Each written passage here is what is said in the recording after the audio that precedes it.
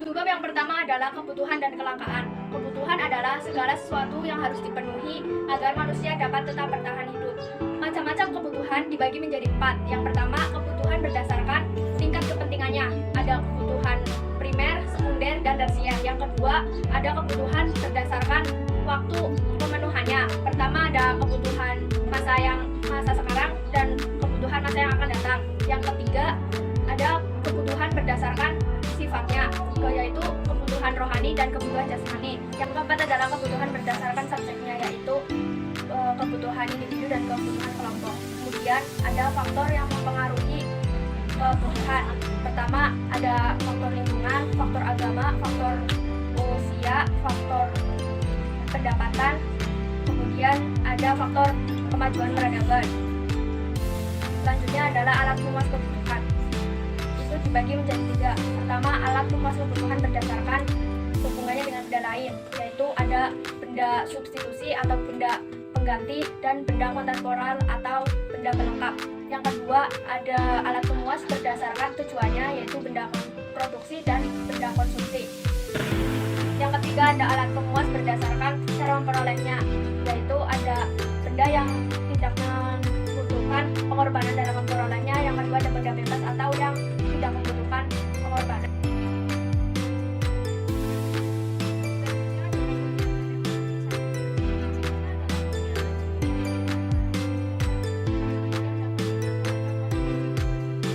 Sumber daya ekonomi dikelompokkan menjadi 4 faktor produksi, yaitu 1. Sumber daya alam atau bahan baku, 2. Sumber daya manusia atau tenaga kerja, 3. Sumber daya modal, dan yang keempat kewirausahaan. 2. Distribusi adalah kegiatan penyaluran barang dari produsen ke konsumen. Cakupan kegiatan distribusi adalah 1. Pembelian, 2. Pemilahan dan pengelompokan, 3. Pengemasan, 4. Penyimpanan, dan yang kelima pengangkutan.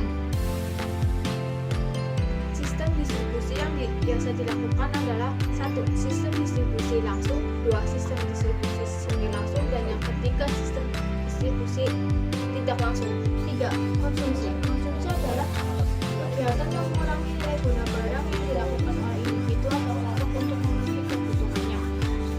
Kegiatan konsumsi dipengaruhi oleh 2 faktor, yaitu faktor ekonomi yang mempengaruhi kegiatan konsumsi. 1. Tingkat pendidikan, 2. Tingkat harga dan jual. Faktor non-ekonomi yang mempengaruhi kegiatan konsumsi. 1.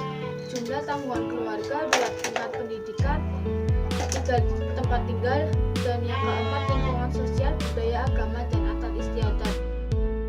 Pelaku ekonomi dikelompokkan menjadi 3. 1. Rumah tangga keluarga. Kegiatan utamanya adalah konsumsi. 2. Rumah tangga produsen atau perusahaan. Kegiatan utamanya adalah memproduksi barang atau jasa. Dan yang ketiga, rumah tangga negara. Kegiatan utamanya adalah mengatur perekonomian agar dalam bermacam. Permintaan adalah sejumlah barang atau jasa yang diminta oleh masyarakat dengan harga dan jangka waktu tertentu. Adapun 3 jenis permintaan, yaitu 1. Permintaan absolut, yang kedua permintaan potensial, dan yang ketiga permintaan fiktif. Adapun faktor-faktor yang mempengaruhi permintaan, yaitu 1. Harga barang substitusi dan komplementer, yang kedua pendapatan masyarakat, yang ketiga ramalan masa depan, dan yang keempat yaitu selera konsumen. Adapun kurva permintaan, kurva ini berlereng negatif, yaitu menurun dari kiri atas ke kanan bawah. 2. Penawaran. Penawaran adalah sejumlah barang atau jasa yang tersedia untuk ditawarkan dengan harga dan jangka waktu tertentu. Faktor-faktor yang mempengaruhi penawaran yaitu harga barang pengganti, 2. Biaya produksi, 3. Jumlah produsen, yang keempat yaitu kemajuan teknologi, yang kelima pajak, yang keenam subsidi, dan yang ketujuh kekiraan harga masa depan. Adapun kurva penawaran, kurva ini berlereng positif, yaitu naik dari kiri bawah ke kanan atas. Yang ketiga yaitu harga keseimbangan atau harga pasar. Harga adalah sejumlah uang yang diperlukan untuk membeli atau memperoleh satu unit barang atau jasa. 4. Pasar. Pasar adalah tempat dilakukannya transaksi jual beli barang atau jasa. Adapun fungsi pasar, 1.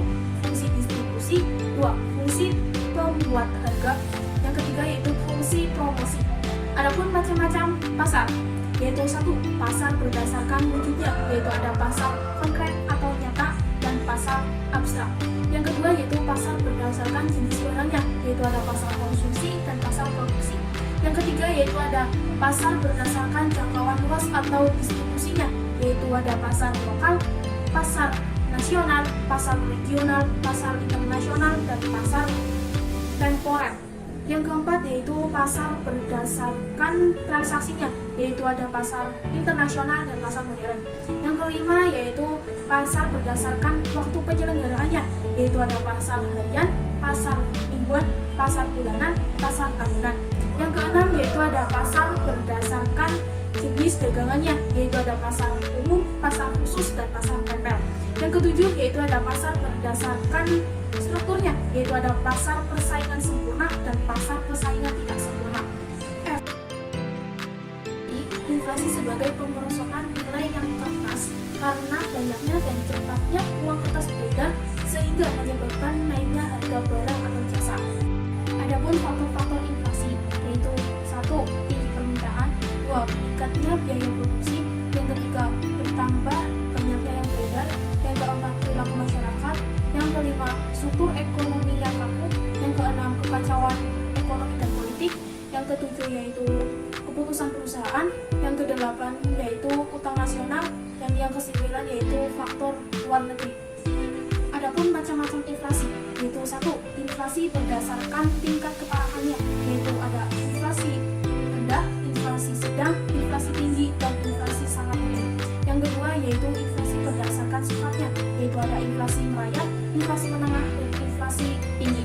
Yang ketiga yaitu ada inflasi berdasarkan asalnya, yaitu ada inflasi dari dalam negeri dan inflasi dari luar negeri.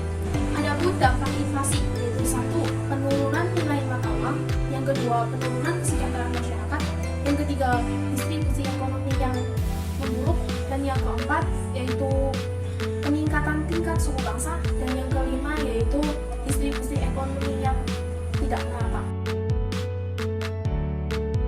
Lembaga keuangan adalah lembaga yang bergerak dalam bidang keuangan untuk melayani jasa keuangan bagi masyarakat yang membutuhkan. Lembaga keuangan dibagi menjadi dua, yaitu lembaga keuangan bank dan lembaga keuangan non-bank. Yang pertama, lembaga keuangan bank. Lembaga keuangan bank memiliki tiga jenis, yaitu bank sentral, bank umum, dan bank pengkreditan rakyat atau BPR. Kedua, lembaga keuangan non-bank. Lembaga keuangan non-bank juga memiliki beberapa jenis-jenis, yaitu pasar modal, pasar uang, operasi simpan pinjam, dan perusahaan pegadaian, dan lain sebagainya. Uang adalah suatu benda yang berfungsi untuk mengukur nilai, menukar, dan melakukan transaksi jual beli. Uang dibagi menjadi tiga, yaitu nominal, nilai intrinsik, dan nilai real. Syarat-syarat uang: mudah diterima secara umum, nilainya stabil, mudah disimpan, mudah dibawa, tahan lama, dan tidak mudah rusak. Uang juga memiliki fungsi. Fungsi uang dibagi menjadi dua, yaitu fungsi asli dan fungsi turunan. Fungsi asli sebagai alat tukar, sebagai satuan hitung, sebagai alat pembayaran nilai, dan fungsi turunan sebagai alat pembayaran hutang, sebagai alat penimbun kekayaan. Yang ketiga, uang elektronik. Uang elektronik memiliki beberapa manfaat. Yang pertama, memudahkan dan melancarkan kegiatan transaksi jual beli, tidak lagi menerima kembalian dalam bentuk barang. Yang ketiga, dapat diaplikasikan sebagai transaksi massal yang nilainya kecil. Pengelolaan keuangan meliputi kegiatan perencanaan, penggunaan, pengendalian, penyimpanan, serta mengevaluasi kinerja keuangan untuk mencapai tujuan tertentu. Pada subbab ini ada beberapa contoh pengelolaan. Yang pertama, pengelolaan keuangan keluarga. Pengelolaan keuangan keluarga rumah tangga bukanlah hal yang mudah. Pada dasarnya, pengelolaan keuangan rumah tangga harus mencapai kesejahteraan sosial. Berikut cara-cara yang dilakukan untuk memperoleh keuangan rumah tangga secara efektif, seperti memahami perbedaan kebutuhan dan keinginan, menghitung pendapatan dan membuat daftar pengeluaran prioritas bulanan, dan mengalokasikan dana untuk tabungan. Yang kedua, pengelolaan keuangan perusahaan. Mengelola keuangan perusahaan adalah segala aktivitas yang berhubungan dengan perolehan, pendanaan, dan mengelola aset perusahaan untuk mencapai tujuan yang menyeluruh.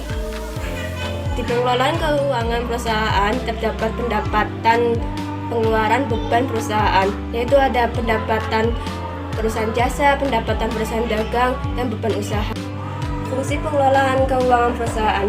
Kesuksesan suatu perusahaan dipengaruhi oleh manajer keuangan. Manajer keuangan harus mampu mengalokasikan keuangan perusahaan dengan efisien ke dalam pos investasi dan devisa. Tujuan memperoleh keuangan perusahaan. Menurut Dian Wijayanto 2011-33, tujuan mengalokasikan perusahaan adalah memaksimalkan kekayaan dan keuntungan. Yang terakhir, pengelolaan keuangan negara. Pengelolaan keuangan negara terdapat penerimaan hiban dan penerimaan dalam negeri. Penerimaan hiban adalah penerimaan yang tidak perlu dibayar kembali. Bidang pengelolaan keuangan negara dibagi menjadi dua, yaitu moneter dan fiskal. Tujuan pengelolaan keuangan negara. Yang pertama, mempengaruhi pertumbuhan ekonomi. Yang kedua, mengalokasikan sumber-sumber ekonomi dan menjaga kestabilan ekonomi. Kewajiban konsumen jasa keuangan adalah memberikan informasi yang jelas, lengkap, dan sebenar-benarnya. Kesejahteraan sosial adalah kondisi terpenuhinya kebutuhan material, spiritual, dan sosial warga negara agar dapat hidup layak dan mampu mengembangkan diri sehingga dapat melaksanakan fungsi sosialnya. 1. Pengaruh kelangkaan, permintaan, penawaran, dan harga terhadap kesejahteraan. Seperti yang sudah kita ketahui, bahwa permintaan, penawaran, dan harga saling memengaruhi. Keseimbangan terjadi ketika jumlah permintaan sama dengan jumlah penawaran. Akan tetapi jumlah permintaan dan jumlah penawaran tidak selamanya sama. Mulanya jumlah permintaan lebih besar daripada jumlah penawaran. Hal ini terjadi dikarenakan ketersediaan barang dan jasa terbatas atau langka. Saat barang dan jasa menjadi langka, permintaan selalu melebihi penawaran. 2. Upaya pemerintah mengatasi kelangkaan guna mencapai kesejahteraan. Memberikan subsidi. Subsidi adalah bantuan yang diberikan pemerintah kepada produsen dan konsumen. Subsidi membuat biaya produksi suatu barang dan jasa menjadi lebih rendah. Contoh subsidi yang diberikan pemerintah antara lain subsidi pangan, pupuk, bahan bakar minyak atau BBM dan listrik. B. Menentukan harga tinggi. Harga tinggi adalah batas tertinggi harga penjualan yang harus ditaati oleh produsen. Contohnya ketetapan harga untuk beras, minyak goreng, dan obat generik. C. Membangun kerjasama ekonomi antar daerah. Dengan kerjasama ekonomi antar daerah, kelebihan suatu daerah dapat dimanfaatkan oleh daerah lain. Sebaliknya, kekurangannya dapat dibantu oleh daerah lainnya. Contohnya kerjasama penyediaan pangan antara Provinsi Lampung dan DKI Jakarta. 3. Kegiatan ekonomi dalam meningkatkan kesejahteraan sosial. Dalam rangka meningkatkan kesejahteraannya, pemerintah melalui Badan Usaha Milik Negara atau BUMN, Badan Usaha Milik Swasta atau BUMN, dan koperasi menjadi pilar atau tiang utama pelaksanaan perekonomian Indonesia.